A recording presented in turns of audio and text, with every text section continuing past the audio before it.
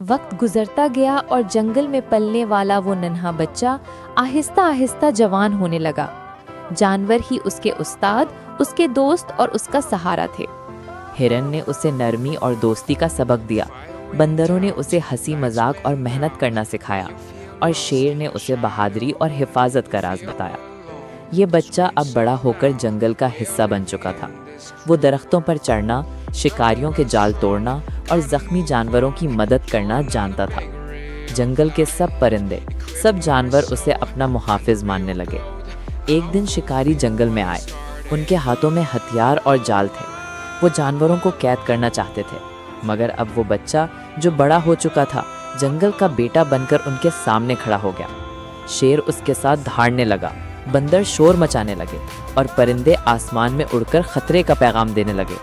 سب نے مل کر شکاریوں کو جنگل سے بھگا دیا۔ اس دن سے وہ بچہ صرف جنگل کا دوست نہیں رہا، وہ جنگل کا محافظ، اس کا رہنما اور اس کا ہیرو بن گیا۔ جنگل کے ہر کونے میں اس کی بہادری کی کہانیاں سنائی جانے لگی۔